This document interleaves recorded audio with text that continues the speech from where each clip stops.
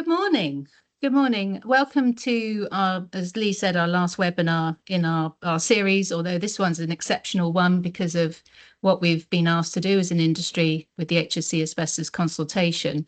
So today we're going to explore the consultation. As you know, the deadline for responding is the 9th of January, so that's going to come up very quickly, especially with the Christmas period in between. So we're going to, obviously, we want feedback from yourselves as listeners to the webinar. We want your interaction because the aim is for FAAM to put together a position on behalf of our members that we can present to the HSE as part of the consultation process. So if you can use the chat function within the webinar, please do that, and we'll monitor that and we'll come back to those questions as we go along. So the aim of today is to discuss the proposals and represent the views of FAAM members as part of the consultation, as I've already said, and members of the FAAM committee will outline the key issues for FAAM members to consider arising from the HSE consultation. The focus will be on how, on the standards of asbestos surveying particularly, which is something we're all obviously sort of very keen to explore, being the most discussed, I think, at the moment, and how we can improve, and obviously the importance of professional accreditation. So what we're going to do is, I'm just going to move on to the next slide. Okay, so the aim of today, as you know, there's a regulatory proposal that the HSE put forward to, and obviously seeking stakeholder views. The main thing is we're going to put position together from FAAM, but also we encourage everyone to get involved with this and put their own consultation response in as well. So even though the deadline's coming up for the 9th of January, please get that consultation in. This is our chance to actually look at what we want for the industry going forward, which is so important. And these opportunities don't come around very often. Gary thinks it'll be another 15 years before we get this opportunity, and we really do need to seek change within our industry. So the consultation aims to look at these three things. The first one is a regulatory change, we said, to the guidance, really on the role of the analyst on site and that independency and partiality of roles, which is really important. And the HSE have proposed their preferred options, which we'll go into a bit more. There's obviously two non-regulatory changes. The first one will be looking at asbestos surveying and what we want from there. Do we go for accreditation or do we go for a different option? If we went for accreditation, that would probably lead to a regulatory change, but that doesn't seem to be the preferred option that HSE is seeking at the moment. The other one is to improve guidance on notifiable non-licensed work, which I think we all agree is a grey area, and we all struggle to understand how that actually works. So that's a good thing. So the agenda today is that I will do the introduction, which I've done, and chair the session and obviously monitor questions so that we can pose those to the speakers. Kevin's going to outline the context of the consultation and a draft FAAM response. Then we're going to have Nick looking at the independence of analysts, then myself on the surveying side, and then Gary will look at the notifiable non-licensed consultation. We're going to have VVOCs after each session of the consultation sessions, and then at the end we'll have the opportunity for exchanging questions and answers. So again, please use the chat function and then we'll be able to answer your questions. Okay, so I'm going to hand straight over to Kevin and get him to introduce his piece. Thank you, Kevin. Hello, and thanks for making time at a busy time at the end of the year. So the consultation is the result of work that was undertaken by HSE and Parliament to review the asbestos regulations, all regulations made by government under Acts of Parliament have to be reviewed periodically to see whether they are effective and working. So in 2022, there was a review that was undertaken, and a part of a group of parliamentarians called the Work and Pensions Select Committee looked at the review of asbestos regulations to see whether they were doing the job they were set out to do. So it has to be recognised that the framework within which HSE is working is a regulation that already exists, and it's about, does it do its job? And there were a series of recommendations made by that committee. Now, that committee was chaired by Sir Stephen Timms, who is now the minister who is responsible. Between 2022 and now, a lot has happened, and a couple of things that are really important to understand in terms of where HSE will be coming from. Number one is we had the Retained EU Law Act, which has basically said that you cannot make regulatory changes that make life tougher for people unless you're able to relax regulations elsewhere. So it's a bit like a one in, one out rule. And so any changes to asbestos regulations by HSE will need to be balanced by deregulation in other areas. And they're currently working on areas of deregulation, and has to be backed up by scientific or technical advances and evidence. So they've got to have an evidence base to change anything, and the presumption is that they'll change things to be looser rather than tighter as a matter of law. Beyond that, the current government has an agenda to deregulate and speed up things like construction, and things like asbestos regulations are perceived as things that will slow down construction. So there's quite a lot of governmental and legal constraint on HSE as they put these things out. That's not a political statement, it's just a statement about the law. So the consultations come on the back of the minister pushing quite hard for HSE to tell him what they have done in furthering the agenda that was set out by the Work and Pensions Select Committee. The Select Committee report recommended several things, and this consultation is to help form an evidence base to help HSE to decide whether they can and should make regulatory or other changes to impact asbestos. So it's a lot narrower than saying, oh, well, what should we do in general? It's what is the evidence base to say that we should do things. So FAAM is not a trade body, so we're not here to advocate for the interests of business. We're founded within a scientific community of BOHS, and our aim is to understand what is the scientific, technical, and practical implications of these recommendations as opposed to business impact.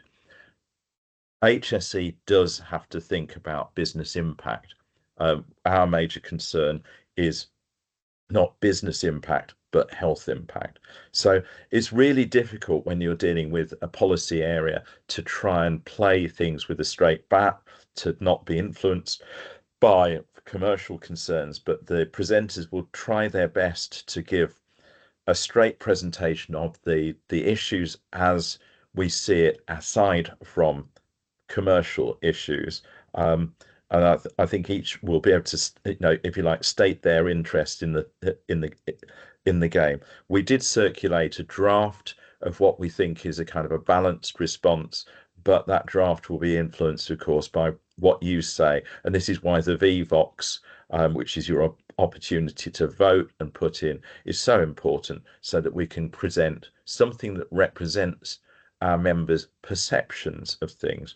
But please try and put aside your personal business interests when thinking about what the right response is, because the evidence from the scientific and technical community is really important to help HSE make the right decisions. I hope I've represented that fairly. Okay, thank you, Sarah. Thank you, Kevin, for setting the scene there. We're going to move on now, and Nick is going to present his response to consultation point 1. Over to you, Nick. Nick? He's still in the call. Yeah. I'm not seeing any activity, unfortunately, so I don't know if we wanted to. Yeah, we'll move on to Gary. Let's come back to Nick then. Let's keep things moving. So, Gary, if you don't mind stepping in and put your or shall I go? It's actually me next, isn't it?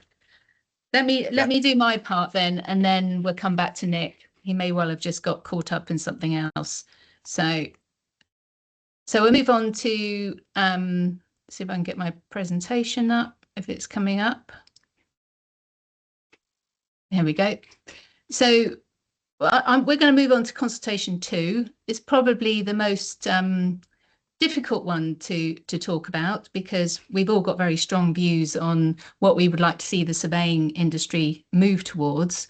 But let's roll back a little bit about where this starting point came from. So the Work and Pensions Committee recommendation came in the report back in April 2022. As you know, the HSE have been working through these recommendations. And also we have to remember, as Kevin set out, that the Work and Pensions Committee can put forward recommendations, but the HSE don't have to take them forward.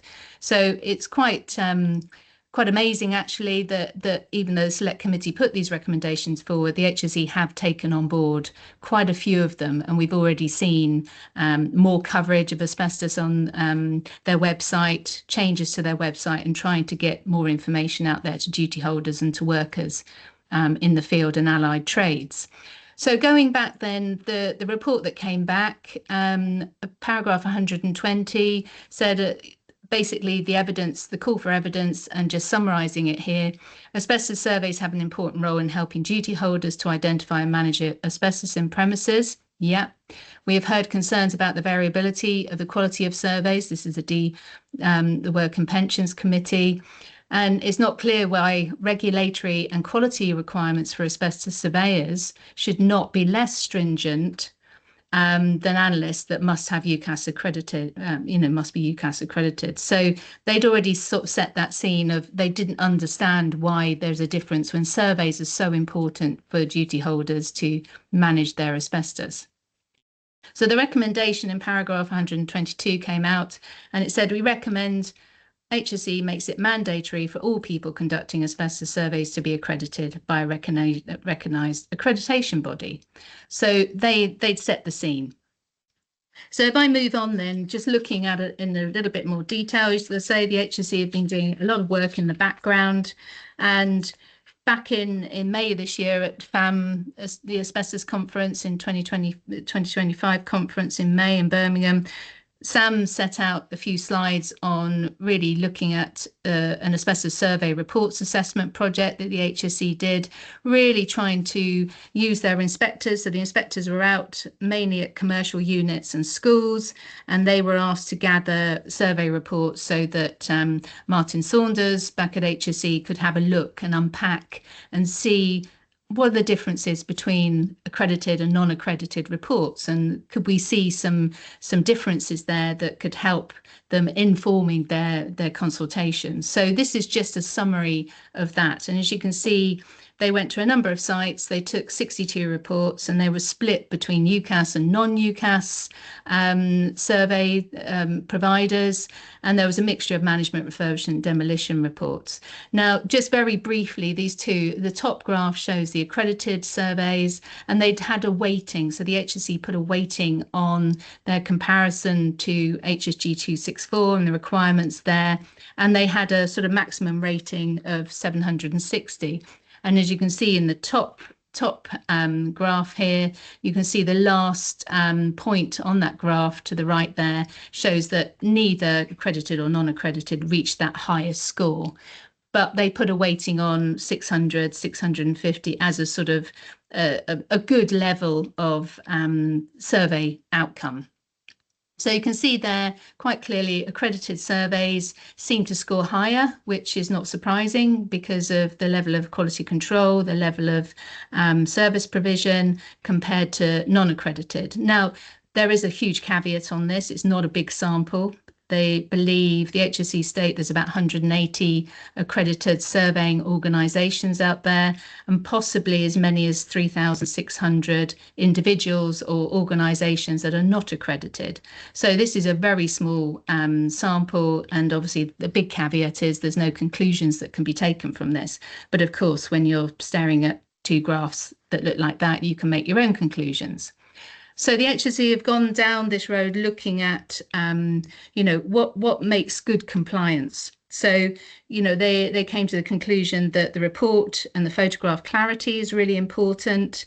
Bulk identification certificates embedded in the report, and the report is clear and unambiguous survey scopes. The flip side to that is where areas for improvement could be seen, recording whether surveys deviated from the scope. What you thought you were going to survey turned out to be something different when you actually conducted the survey, but you need to tell the duty holder that. Having conclusions section, accessibility scores being recorded, and no access areas highlighted on plans. We all know a picture tells a bigger story than a lot of text, so plans are so important when it comes to survey reports.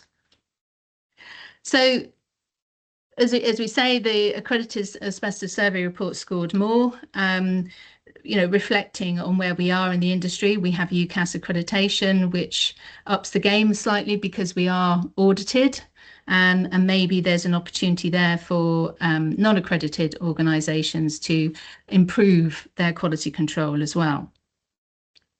So if we move on to the next slide, these are the options that are being proposed. The preferred option is option 1 that HSE are proposing. So instead of posing accreditation on all organisations that conduct surveying, they're looking at a way to drive up standards in a different way. So by improving guidance, I presume by that they mean HSG 264. Many of you will remember MDHS 100 and knew and loved that piece of technical guidance, but that's long gone and we've got 264. How could that be improved to help duty holders understand their critical role of an asbestos survey in managing their asbestos risks? There's a lot of work to do there. And are they equipped to commission a quality survey from a competent asbestos surveyor or organisation? So the HSE option there is looking more towards guidance and stronger guidance, but not mandating that they should select just accredited surveying organisations. So we've got that option. The second option would be a regulatory change, which will require all organisations to have accreditation. What form of accreditation, we don't know. But we know forerunners back in the early 2000s, we had ABIX, and I think it was NIAX as well. Someone can correct me if I'm wrong. Looking at individual accreditation, a lot of time and effort and models were put together, but unfortunately there was very little uptake and it didn't take off. So we are where we are now. So we've got 2 different bodies, one accredited and one not, that provision of surveys are coming forward. So in terms of those options, then we'll have a VBOX at the end of my talk, just a VBOX, just looking at, you know, what option you feel is the preferred option when you're coming to your consultation. That will help us sort of take information back to the HSE as part of a FAAM presentation. So moving on, then that's going to be the questions. So we know what the options are. Everyone's got strong views about this.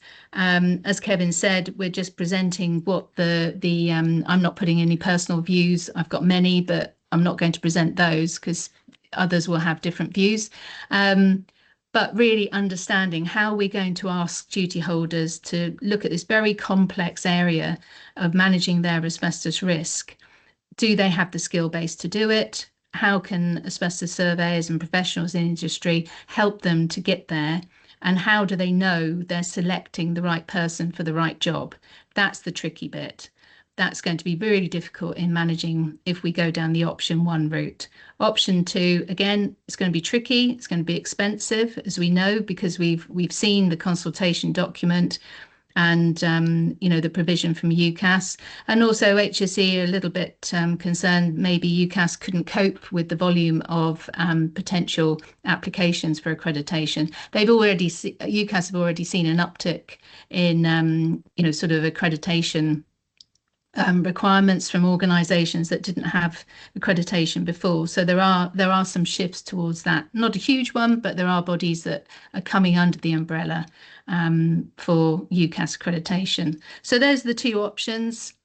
Lee, if you could put up the VBOX quiz for me, If you could do that, that'd be great, and then we can have a look at those. So there's two questions I'm going to pose.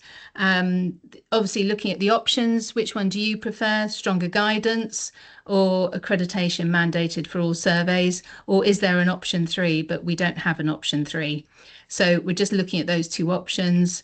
And also question 2, do you think it's reasonable to ask duty holder to do this very complex assessment when they can select an UCAS accredited surveying organisation near them? In other words, don't Google it, AI it, whatever it is, to find a surveyor. If it's one-stop shop accreditation, would that be a better option for a duty holder? So again, very simple yes or no answer. Okay, thank you. I shall stop sharing. Excellent. And then I'll just start sharing mine. So if I just share Lovely, my thank you. screen there, so present full screen. Excellent. So you can see the instructions on the left-hand side there. So if you just join at vvox.app on your mobile, or you can scan the QR code if that's easier, enter the 9-digit ID there. Some of you are very quick, so that's 5 people in the call already, and you've already started answering. So I assume some of you have seen the VVox UI before, which is brilliant. So I believe there's about 60 people on the call, so I'll let the number jump up. And when most of you have answered, I'll move on to the second question. Probably going to stay around that number. You happy for me to close that and move on, Sarah? I think so, yeah. Excellent. So if I just close the poll there, just give that a second to load and the answer should come up. There you go. So do you want to talk on this point before I move on, or move on to the second question? I don't think I need to. I think it's quite clear. Excellent. I'll move on to the second question here then. So, yep, as Sarah mentioned, a simple, well, I don't know how simple it is myself, but a yes or no response for this one. And then we do have a third question, but I believe that is for after Gary's presentation. So that's the first 2. So just keep your phone handy. There'll be a third one shortly. So I'll stop sharing here. And then back to you, Sarah. Okay. Gary, have you got a quick question? Yes, I mean, obviously it's a discussion as well, and we've gone very quickly to a vote. I just wondered if anybody wants to disagree with what they saw as those votes, and we've got a a alternative position that we should consider as well. Yeah. If anyone likes to come on that, we've got 2 questions posed, but we'll come back to those. But if anyone wants to respond to the options that are being presented by the HSE, I'd be interested to hear that. Please continue to put your views in the chat, because obviously this is a discussion. You can, we present all your views. That would be very useful. So we'll come back to that. But if in the meantime, Nick, are you available? Sorry, Sarah. Can you actually go to Gary next, please? And yeah, no problem. There's a couple of technical issues on this side. No problem at all. Thanks. Gary, are you happy to do your presentation? So moving on to the notifiable non-licensed work. So if we go to the next slide. Let's do that. First, okay, so just going back, what HSE was asked to do was review the usefulness of notifiable non-licensed work, and this has been already flagged up in the post-implementation review that people weren't clear about this category, and so it is an issue. Next slide. Just to put the background to you, there's if you want 2 categories really of work in the control of asbestos regulations. So I just want to, well, there's 3, but there's 2 that are defined. So I just want to go through those differences so everybody is very clear. So we start off with non-licensed work, which is for lower risk activities that do not need to be notified and can be carried out without a license. So, but they still come under the general regulations in CAR 2012, which are quite extensive. Then we move on to the next category, which is notifiable non-licensed work. So again, these are considered, they carry additional risk, and so they require notification before you start this non-licensed work, but still no license is needed. So the real difference is that you're still doing CAR 2012, what you do in non-licensed work, but you have to notify the work, and also you have to carry out medical surveillance and keep health records. So that, requires a level of organization anyway to do that. And finally, the other category of work is licensable work, which is considered to be the highest risk. And not only do you have to do what you do in notifiable non-licensed work, but also you need the whole things of reducing the spread by having proper enclosures, leak testing, and 4-stage clearance. Now, in the HSE review, they put some figures to this, what the additional cost is. That's their average figure. I mean, you can take it for what they say. The most important thing is that notifiable non-licensed work, isn't defined. It's just that any non-licensed work that doesn't meet the definitions, by default becomes, of either non-licensed or licensed, become notifiable non-licensed work. So there isn't a very strong definition. Well, it's not defined at all. I was going to sort of do a set theory where you've got 2 circles and everything else around it. So could come in as notifiable non-licensed work. So it's never been well defined. Next slide. So in practice, HSE did a survey, a 1-year survey, 24 to 25, of all the notifications that came in as notifiable non-licensed work. And this graph breaks it down. The left-hand column, the left-hand side is the percentage. So you can see, 66% roughly is textured coatings. Now, I won't go back through the history, we are where we are, but that was the main reason really that this category was introduced. But you can also see asbestos insulation and insulation board, short duration work does have to be notified. It's a very small percentage, added together it's 7%. And the other category is substantially degraded asbestos cement, and that's about 7% as well. So the other I won't go into because I don't know exactly what that is, but as I say, because there is no definition, things fall into that. So that really sets out the problem. There's 24,000 notifications roughly in that category a year. So what the policy options are really is sort of around this graph. What's the issues really? So to improve guidance so that we get better targeting, because it was, people are saying they're confused. There are concerns that people are misusing it on purpose as well. So improve guidance to amend CAR to remove this category altogether, so it would be licensed or non-licensed, or just to take out the higher risk short-term materials like asbestos insulation, an asbestos insulating board, which makes up about 7% of that graph. So if we move on one more, next slide.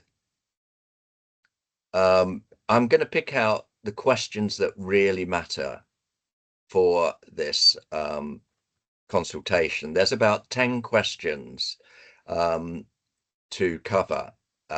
So question 21, 22 and 25 are the real ones that I think you should target. Answer the other ones, but I'll come on to that in a bit more detail. So should we retain the category? Yeah, that's really important. It's improve the guidance, it's cost neutral. Will that work any better is the question, I guess. Question 22, removing the whole category, they felt would reduce safety standards a bit, and it would cost more when you look at all the issues of reassigning short-term work and things as licensed and non-licensed. It's going to cost industry on balance 60 million to reassign all these categories and all the additional costs. And question 5 is the interpretation of notifiable non-licensed work. Would it be easier to understand if we just took out that insulation, that the asbestos insulation board and the asbestos insulation, which make up about 7%, but they're only there for short-term purposes. So before I move on, I'd like to have a little bit of chat as to what people think of those. We can go back to the policy options, but I picked out the questions that really hit. So if you go back one slide, Sarah. Yeah. So it's really, if anybody wants to come in and have a view, what's the best way forward? I think we've got time for a bit of chat here.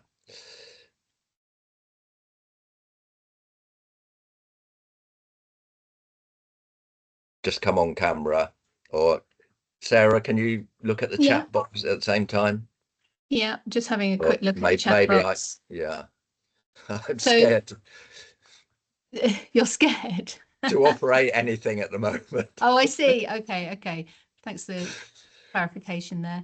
Just looking at so Ian McDonald's put a question here, and we'll go back to the surveying ones at the end of the session. But notifiable non-licensed work relies too much on trust. I suspect there is a lot of work that should be notifiable non-licensed that is never notified. So I don't know whether you've got a response to that at all, Gary. Yeah, I'm not an expert on this. I mean, if you read the actual consultation, that there is concern that it's being misused. But you're still notifying it. But presumably you're using less controls. My thought, particularly about the last option 3, was the short duration is 1 hour or maximum 2 hours per week. It is quite a difficult, when you set up a job, if you're looking at, it's really maintenance work we're talking about, where you're going to drill a few holes. You don't want a complete licensing system, but for short duration work on these materials, providing you're following, CAR, it's, you've got to have a de minimis somewhere. Every time you want to drill a hole, you don't want to build an enclosure and have a 4-stage clearance. So, my view is that, nothing's perfect. You can't know exactly how long a job's going to last, but, it seemed a reasonable idea at the time. but I can't say a lot how it happened, how it really used in practice. So if anybody else on here has a strong view about whether this is being widely misused or it's a reasonable thing to retain, to me it seems reasonable, because you've got to have a de minimis somewhere. And I know HSE would rather still have that classification because then they can monitor it. And John Richards just put in the chat, do we have any evidence from HSE that notifiable non-licensed works sites are visited?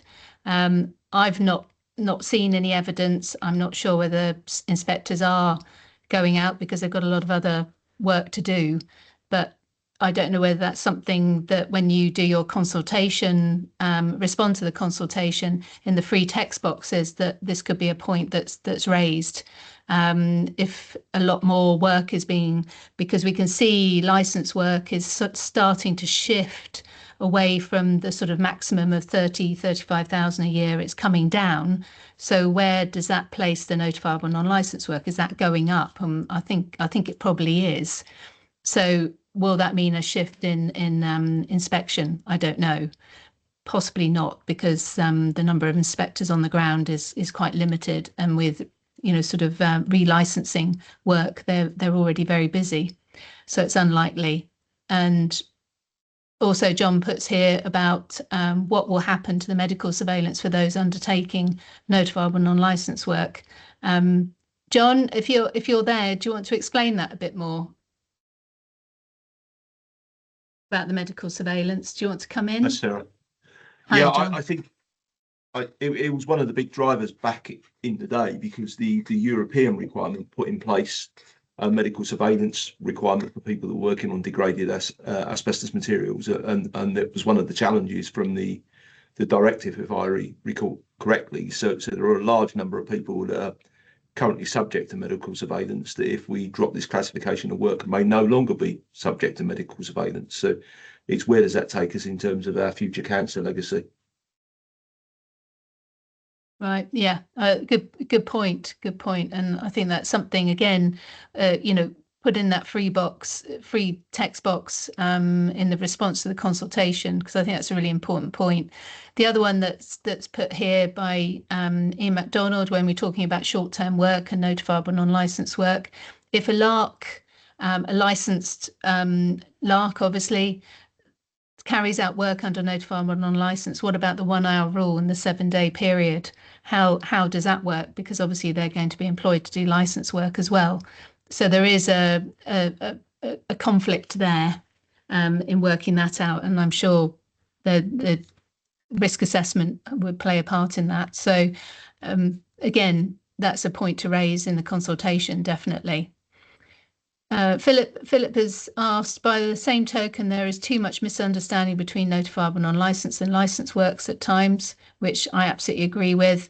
I think notifiable non-licensed was to be changed. It should be notified more in advance compared to on the morning, which would add to John's point. So yeah, I think it's a difficult one. When they're notifying on the day, where's the opportunity for any inspectors to actually come to site? It's very, very different to the 14-day notification. So again, that's a point to raise, definitely. So if anyone else has got any questions, please pose them in there. Gary, did you want to add any more to that? Well, can I move on to maybe the next slide and the slide after that, I think, possibly. So do you want to go back to your questions? You've already covered them. So well, go to the next one. No, the next slide. I want to talk a little bit about what I think FAAM members should do. I was going to be the last presentation, but if I give it now, I think it's important that FAAM members go to the HSE site and look at, and fill in this consultation. It takes a lot of time to read, let alone answer the questions. So I recommend using the Word download form, because you're not going to have a day, free just doing it online, in my view. And then you can email that in. And I would also say, you know, there's 30 questions there. Some of them are much more important than others, you know. So I would target the key questions first. So if you're going to run out of time, at least you've got the key questions covered. And I think it's really important to fill in the free text on those questions. Yeah. If you've got a good point to make, it will only really be captured if you put it in the free text. Yeah. And these generally do get listed at the end, comments received. So I think if you've got a strong point to make, use the free text box. Don't just be constrained by the HSE, tick box. Don't leave it to the last day. And as I said, it was 15 years before, it was 2010 roughly when they did the consultation on car 2012. So, it's a once in a decade or more opportunity. So really, really important. Put your views in the free text, not just tick it. Yeah. And do it. So I do have some VVox questions, but is there any more points before we move on? Let me just check. Though, Matthew Harris has come back, and so Stuart. Matthew said remove short duration maintenance work on AIB from notifiable non-licensed work. We should be encouraging elimination of AIB, and therefore need to undertake maintenance tasks on AIB should go down the path. I think, but does anyone else agree with that? I absolutely agree with that. AIB is far too dangerous to leave it unchecked from licensed work. So that I'm sure others, well, there's a couple of ticks going on there and rapidly increasing. So thank you for that, Matthew. John McKay, in my experience, trades actually shy away from working on AIB from under non-licensed work due to the health surveillance requirements. I think moving the option to work on friable materials would clarify non-licensed work for many. Yeah, I agree with that. What do we know what sector uses notifiable non-licensed work the most, the LARC or a demolition contractor? That's a good point. And I don't think we've got any, I've certainly not got any sort of data on that from HSE or from any of the trade bodies, but it would be an interesting point to take further. So again, it would be useful in the consultation and the three texts, as Gary mentioned in your response, to ask that question, because I don't think it's being asked at the moment. By the same token, there's too much misunderstanding about notifiable non-licensed work and licensed work at times. I think notifiable non-licensed work was to be changed. It should be notified more in advance. Yeah, that's the one we had earlier. Sorry to repeat myself. Okay, then I think that's it on the questions. So thank you, Gary. Can we move on to the VVox question then, Lee? And I can retire from this. Yep, no bother. I can share it there and there. Present. So that was the most recent question. So if everybody comes back to their phone there, there you go. You should be able to see the third question. Just give that a quick read. And then there's the three responses. Do you want me to leave that up for a moment while we talk through it, or progress? Gary, do you want to come back on that? No, I mean, I think, people, as I say, I'm not an expert in the field of coming across this. My only concern is that for when you're trying to do maintenance, and take something down, like a heater or access an area, you do need a de minimis to work to be able to, continue life, within a building. You can't remove all AIB and insulating board in one go. So that's going to be the challenge. But, if you make it all licensed, will that improve things? People, may choose not to, report it at all. So it's a very difficult problem. Yep, I'll stop sharing there and then pass back over to you, Sarah. I don't know if you're introducing to Nick, who's just popped up on camera there. Oh, hello, Nick. Yes, please. Hello. You're happy to carry on, Nick? Yeah, I am. Thank you. Yeah, so apologies, fairly simple slides, and it is a fairly simple proposal, really. It's the appointment of 4-stage clearance analysts, and going to be it's all connected to the independence, integrity, maintaining the standards in asbestos removal, and I'm presenting it in a way that some food for thought. I'll lay out the questions that or the answers that we've been presented with by the HSE. I'll try and raise potentially some of the issues that have been identified by others as well, and then we finish with a little bit of a chat if we can, and then go to the questions. So the idea, the background, the rationale of this is that there is continuing concerns about the qualities of asbestos removal standards, and any pressures that are being applied because of commercial issues onto the the final stages of a removal project. So we want to ensure robust safeguards necessary to protect standards and manage the risk. And really we need to understand and accept that there are understandable commercial and practical pressures which do risk compromising the quality of the work provided. So these are the options that we've been presented by the HSE to help improve matters. And the first one is just improve the guidance, targeted communications relating to the role of the analyst and the effective management of asbestos in buildings. And then option 2 that we presented as well, actually amend the control of asbestos regulations so that the independence of the analyst is actually drawn away from the current situation, and licensed contractors cannot actually appoint the actual removal the 4-stage clearance. So completely separating all commercial links between one and the other. How successful that's going to be, I'll potentially explore as well a little bit later on. So there's clearly a need for independence assurance. Clients require clear independent guidance on the standards of removal because, after all, they're going to be using those spaces afterwards.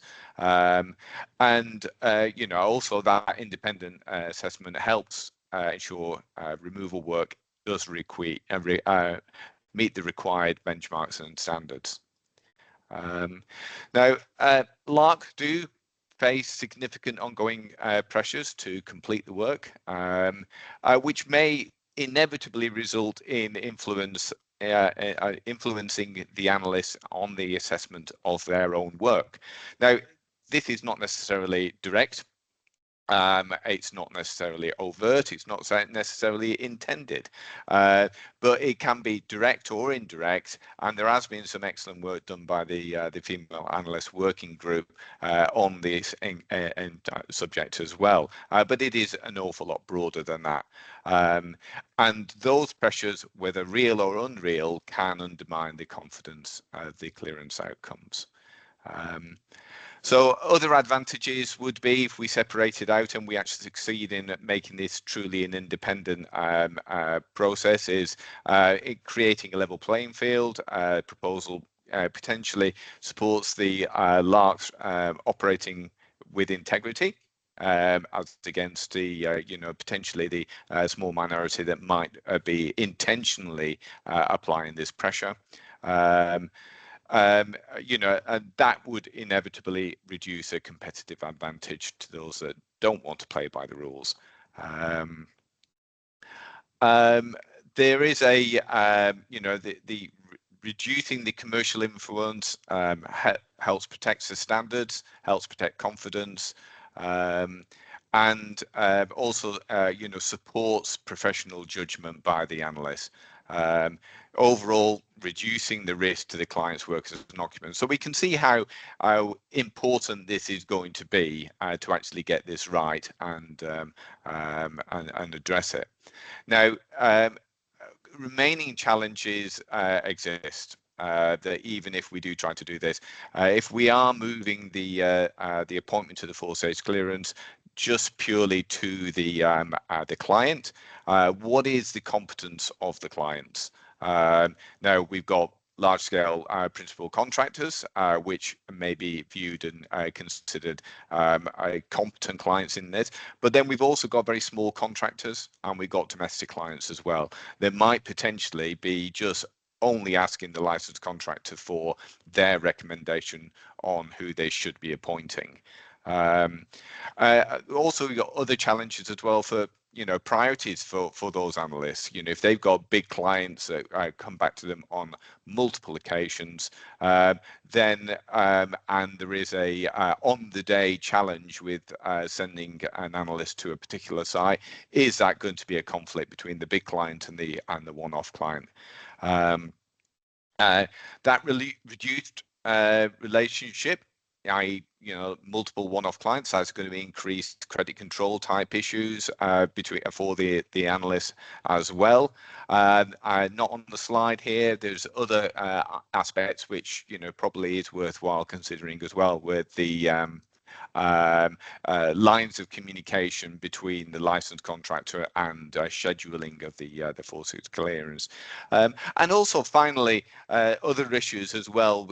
You potentially are slightly hidden relationships, contractual relationships between licensed contractors and analysts, rather than commercial links between analysts and 4-stage analysts and licensed contractors that actually might be below the radar.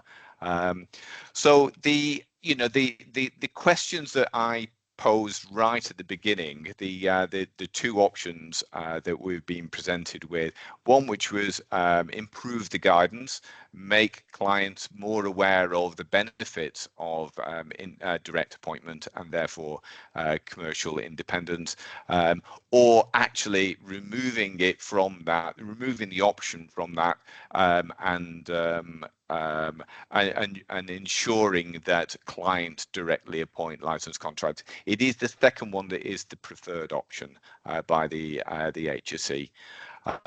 So before we actually go to the questions, I thought it would be worthwhile actually, having, if there's any opinions or views that people have beyond, either beyond the two options that have been given, or whether it is clear that we have a preferred option. There are no new questions in the chat, so perhaps pose the question, and then that might sort of bring up some interesting comments. Nick. Okay, so if have you got the question there, Lee? Can you put that up? Yep. So I just share my screen, so you should be able to see VVox here again. So if I just move on to the final question there, is that correct, Nick? Yes. So so we got the two options that have been presented by the HSE, and if we can get the opinion on those two. While we're waiting for that, John, you've got your hand up and patiently waiting. Would you like to come in? I was just going to say to Nick, I think I do. In many ways, I just most like to hear from anyone who doesn't think that it's a good idea to mandate it being completely separate, because I'm struggling to think of a good reason why it hasn't already been like that forever anyway. Myself and every analyst I've ever spoken to has come across conflicts that the foundation of is the contractual relationship between the removal contractor and the analyst. And it's, for me, a complete no-brainer, but I'd just be interested to hear other people's points of view and why. There's a couple of... Sorry, so I'll close this question now Yep, just sure. while we've Thank got a you. full room. So quite an overwhelming vote on that one. Again, is there anything we want to mention before I close VVox for the final time for the webinar? But do we want to whoever's sort of put the 7.89%, and I'm afraid my maths eludes me, so I don't know how many people that would be, but to respond to John's request, if you've got a comment you want to make, obviously we're very polite on this FAAM webinar, so please express why you think the guidance should be improved rather than a regulatory change, if you're brave enough. Hello, that was probably myself. Hello. The reason why I said that is I work for a duty holder for major school holdings in a rural area. We manage their removal works, and often we do, obviously, the works over a short period of time, the school holidays, and I can only pull analysts from their approved framework. And we run into occasions where all of those analysts are busy all through the school holidays. And on those occasions, I need to have to step outside. And the only way I can do that is to ask the LARC to appoint the analyst on our behalf. So if there was a different option where you could go to a list and select yourself rather than go to the contractor, because obviously that's been the sort of way things have happened, would that make life easier for you? Yeah, as I say, we approach all our approved contractors first, but as I say, it's a large rural area where we don't have many analytical firms that cover us on a daily basis, and we struggle to get coverage, especially during the 6-week summer holidays. Yeah. So in your opinion, then, if it went that the complete independence, so LARCs can't employ analysts directly, that would have an impact on your program in the summer, which I must admit is the problem across the board, because of that, that 6 weeks summer holiday is everyone is busy. And of course people want holidays themselves. Yeah, and we have found recently a couple of the approved contractors we heard of now sort of left the analytical. They've lost their analysts, so they're no longer available to us either. Okay, well, that's a really interesting point. Thank you for raising that, because obviously, it's something that is an unusual situation outside of FAAM. So yeah, thank you for sharing that. Does anyone else want to add to that at all? Just looking at the chat, there's a point here.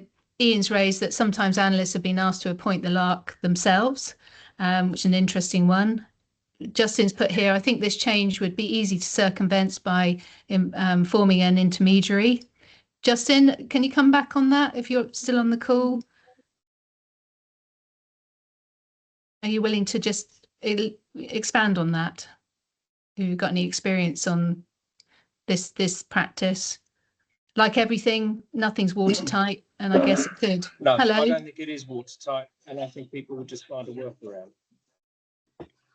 Yeah. So but would they get caught through this? Do you think there's a loop then if we did go to accreditation for, independence of analysts, completely severed that link? You think it could still be circumvented?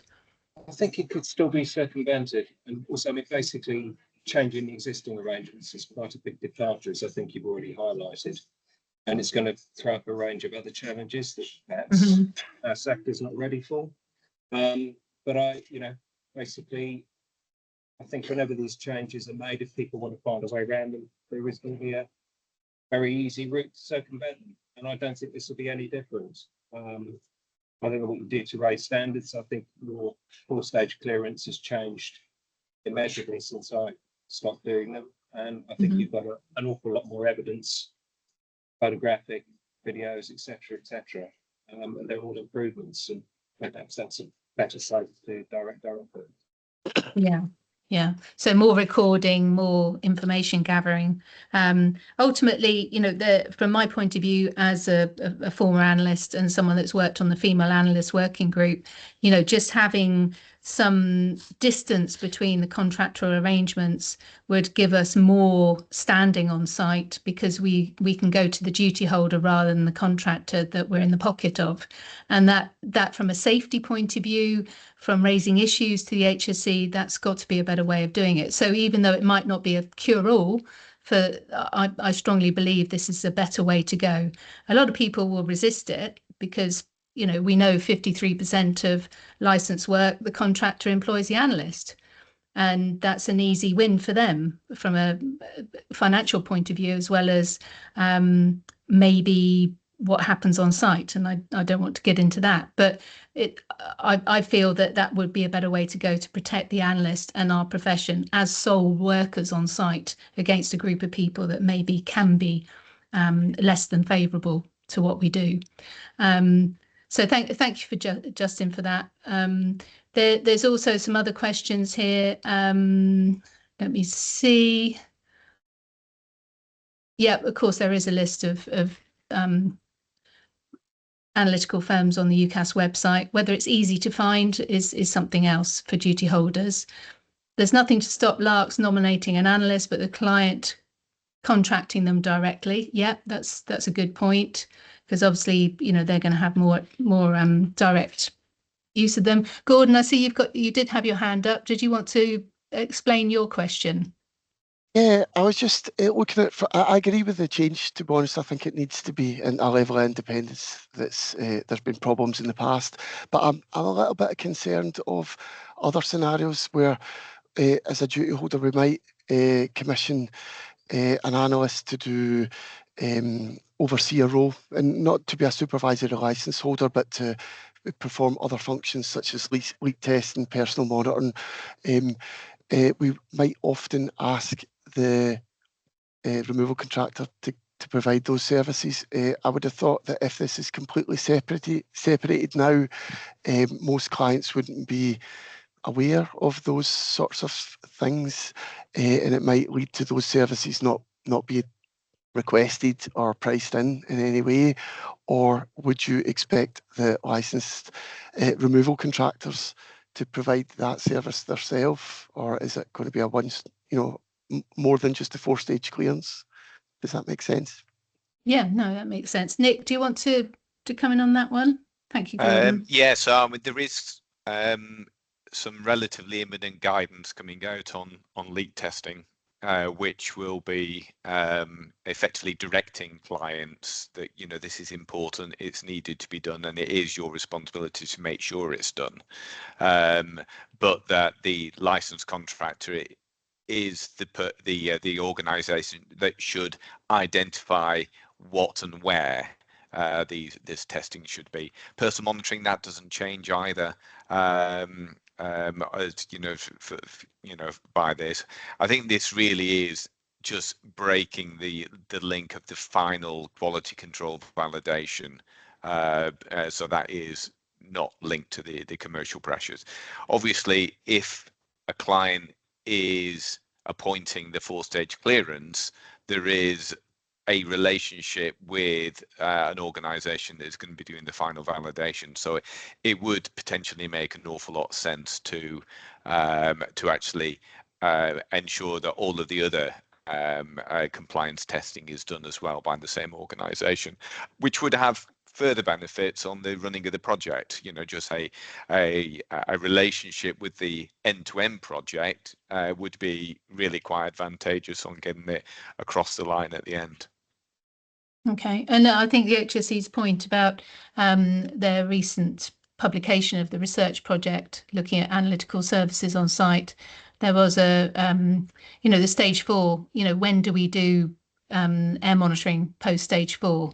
And very, very little. We're all desperate to get off site normally. The DCU is hooked up and running away as we're doing the DCU clearance. So the chances of doing a 4-stage clearance reassurance air testing, which is actually quite crucial, isn't it? When the closure comes down, how do we know it's safe now for reoccupation?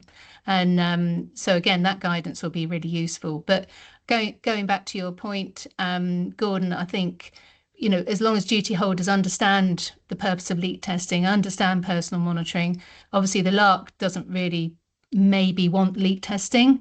Personal air testing is still a bit of a wild west out there. So, you know, the duty holder does need to know more, but goodness, the poor old duty holder has to know so much about this. They've got to rely on good consultants to give them, you know, the right level of information, in my view. Does anyone else, Gary, you've got your hand up, and there's a question from Philip as well to look at. So Gary, do you want to come in? Yeah, there were a couple of hands up which have gone down before me, but I apologise. Yeah, I'll just make a point. I don't, you know, if the duty holder has to find a lark in any case, and they've got a commissioning procedure, I don't see why they can't find a 4-stage clearance lab as well. They've just got to know they've got to do it, and we've got to make it readily available for them to do, easy to do. But it's the same procedure, and as a duty holder, I would want to be damn sure that if I've paid all this money, that I've got somebody going in and saying, yeah, the asbestos has gone, because you are responsible if there's stuff left behind, and you're going to have to pay again and again, you know, if it is left behind. So I think it's just getting the message out there. The actual extra time and effort, you know, they've already done it once to get the removers in. Surely getting an independent lab in isn't beyond their ken either. Okay, thank you. I'll come back to you, Jonathan, but just carry on with Philip Bloomer's question. Past experience as an analyst is always commercial pressure and time constraints. But the second option, if we did go that way, which is the preferred option that HSE have posed, the wording would have to be carefully considered to make sure there's not too much wriggle room, which goes back to an earlier comment. So yeah, Philip, I think you're quite right there. Jonathan, are you coming in, or did you put your hand? Yes, you did. Yeah, I was just going to say that, like, literally, I could not agree with Gary anymore. But one of the things that I think that probably needs to happen if this goes ahead is an improvement on or an alternative to the UCAS website, because I don't know if it's just me, but I don't think it's that easy to find. Sorry, it's not as easy as it should be to find a company that could do a 4-stage clearance, and I think I know what I'm looking for. Like, I can understand a GT holder having difficulty do that as well. And the other bit I just wanted to add to Nick's as well, I think the guidance that Nick and I and others have been working on in terms of the leak testing is very much around, we really think leak testing should be happening all the time unless there's a reason not to. That actually might be my personal view, but maybe I've gone a bit too far there. But what I think is it should be the duty holder requesting the leak testing, and I think it should happen on nearly every job. And there should be this kind of, you know, cradle to grave on the removal monitoring in terms of the testing, and then the 4-stage at the end. But we're probably digressing a bit from the point today. Yeah, thank you, Jonathan. Sorry. Yeah, the UCAS website is difficult to navigate. To summarise, website for UCAS to make it easier to search for independent analysts. Yeah, well, I mean, if you take the example of the Cognac website, which is where licensed contractors' live list of all licensed contractors and their status is kept. Not that I don't know whether that's something that duty holders know about, but if you want to check out your licensed contractor, that's where the list is. Would we benefit from having the same for analytical firms that can, you know, showing their current status in terms of UCAS, etc.? Would that be something that could work alongside that for a go-to place to find a list? Nick, do you want to come back in? Yeah, just to follow up on that point, in the consultation, and just echoing Gary's point earlier on when he was stepping in for me, you know, it really is important to actually go in and actually complete the consultation response, because one of the questions is how, you know, what else do we need to do to actually make this work. So how do we actually communicate with clients? Is there better guidance that we need for clients on how to appoint and things like that? So there's quite a lot of scope within the consultation to actually effectively put your 2 pence in. So even if you don't agree with any of the options presented, or partially agree with one of the options, there is free text for you to actually put your opinion in on how a better option, or what a better option might be. Thanks, Nick. Yeah, I totally agree. It takes time. It might be something, Boxing Day, you've had your turkey, mince pie, settling down, Disney's on. Why not look at the consultation instead? That's far more in our stuff, isn't it? And I won't be doing it, by the way. Do download the Word document as well, because it's just so, like Gary says, it's so much easier to fill that in. And I think I've done a lot more of the free text than I have the other answers, and I haven't finished it yet. So take quite a long time. Thanks for all the points that have been raised. Really interesting stuff. I just want to roll back to the beginning on the accreditations versus non-accreditation for surveying. I just want to roll back on some of that because we didn't get a chance to explore them in detail. But John Richards did point out, instead of one way or the other is this third option, could we have an approach which is a risk-based approach? So if you're a duty holder looking to demolish a building or refurbish a building, they're higher risk. They're higher risk for you as a duty holder. They're higher risk in terms of the health and safety aspect. Should those surveys be classified on a risk basis and should be conducted by accredited firms? You remember the graph I put up with the 2 different outcomes from looking at surveys that have been presented to the HSE. There was certainly, accredited organisations do have more checks and balances. Yes, you can argue whether they're good or not, but it does mean that there's less risk maybe in terms of R&D, refurbishment and demolition surveys. So there is a point there, and I strongly recommend, John, that you put that in your free text in the consultation response. Justin put there stronger guidance. From a sole trader, from a small organisation, UCAS, as we know, is just not affordable. And the numbers that the consultation has been laid out by the HSE, whether you agree with them or not, it is a high cost compared to the level of survey provision that maybe smaller organisations are providing. It's expensive, as we know.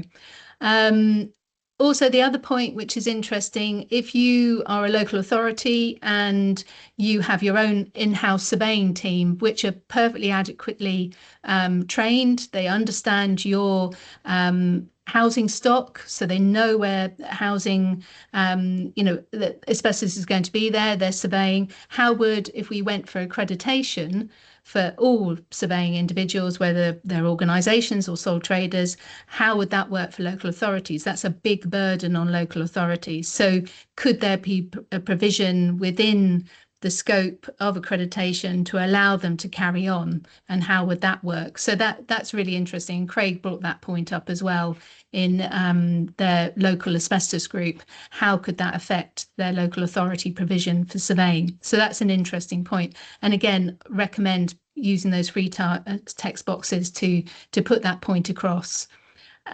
So that's, Jonathan, do you want to come in? We're drawing to really a close sorry. now. No. Yes, all right. I'll start up there.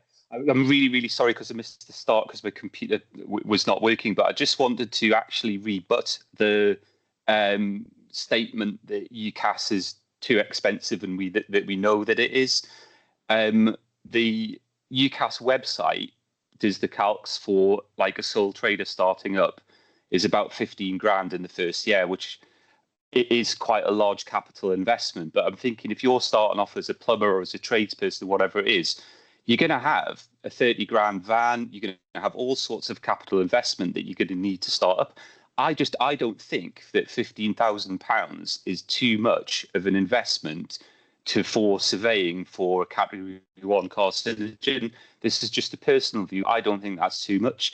And then the ongoing costs work out at about £100 a week. Now, if ongoing, you can't afford £100 a week for this like assurance for quality control, I think there's something actually fundamentally wrong with the offer, as in the service that we provide is undervalued. And I just wonder if that perhaps it is part of the issue, is that the service provision is undervalued by duty holders. And that is a fundamental problem of why we are where we are. I don't think personally that 15 grand in year one is too expensive when you're going to be driving around in a £30,000 van. Personal view. Thank you, Jonathan. I'm getting a couple of views, because obviously the UCAS issue is something we're all very aware of in terms of cost, and I agree that, you know, if you're going to go down the route, and as UCAS have already told us this year, you know, there has been an uptick in movement towards smaller organisations become accredited because they see the value in it, because obviously it's a business opportunity and they're seeing a value. But, you know, in terms of this consultation process, the option's quite clear that the HSE don't want to go down that route. But Jonathan, it's a little bit disappointing that there wasn't a middle ground in the options, yes. And I think that's worth writing down. You may well have covered that earlier on when I wasn't there. You know, there is no provision there for individual accreditation as there had been available in the past temporarily with the ABICS and NIAC scheme that was like much reduced from the full UCAS costs. And, you know, it's obviously, you know, looking at the individual is probably where we need to go. Yeah. And of course, you know, sort of there's a wider issue, which is FAAM in the background are exploring at the moment, about individual accountability. You know, if you're a P402 holder and you sat your P402 and have done no other training in the last 20 years, should you still be surveying? What's your quality control? What's your checks and balances to make sure? And one point that the HSE raised through their inspectors going out on site was the technical review process. It's not perfect in the accredited sector, but it's certainly not perfect in the unaccredited sector. So there are so many things to unpack that. And I think, Jonathan, you're quite right. There should be another way, an option 3. How can we, and John pointed that out in terms of, you know, should the higher risk surveys be covered by accredited firms? They've got more insurance, they've got more protection, they've got more checks and balances. It's not perfect, but maybe it should be on a risk basis. So again, you know, please express those views in the consultation. We're getting quite a few bits here. So small businesses, yeah, I absolutely understand. It is a big problem having UCAS if it's compulsory, but maybe UCAS have to find a way of making that work as well. The HSE certainly think UCAS possibly couldn't cope with the application process and how many want to come on board. But, you know, if there's a will, there's a way, isn't there? Is the consultation process itself flawed? John's asking that. Well, personal view, I'm not going to express, but from a FAAM point of view, we have got what we've got presented, so we can only look at what we're presented with, because quite honestly, it's taken so long to get here. We do want things to move on. So again, in the FAAM response, we'll be putting your views across, but also trying to find a basis to move forward. And certainly individual accountability, registration, CPD could all be part of that, that sort of looking to the future. So I think we've probably covered most things here. Forgive me if I've missed out your question, but we are getting to the last 2 minutes, and I'm very aware that, you know, everyone's very busy at this time of the year. In closing comments, thank you ever so much for your time and sticking with us this morning. Sorry about the technical faults, but that seems to be plaguing us every webinar, so I do apologise. Thank you for joining us. Thanks for your interactions, some really interesting points. Thank you for raising them and being willing to talk about them. But again, please get that consultation in. Really important for us to put our views across. We've got this once in a sort of 10-year, 15-year period to put that and make some really significant change here. And I hope that, you know, these points the HSE will take on board. So that's it from us. Thank you very much for listening. Happy Christmas to you and your families and your loved ones. And we look forward to seeing you again next year for the next series of FAAM webinars. Please join us. And of course, don't forget the conference in May in Birmingham, in April, the end of April, 29th and 30th of April, where obviously some of these topics are going to be coming up again and discussed. So thank you very much, and have a lovely Christmas. Take care. Thank you. Merry Christmas, everyone.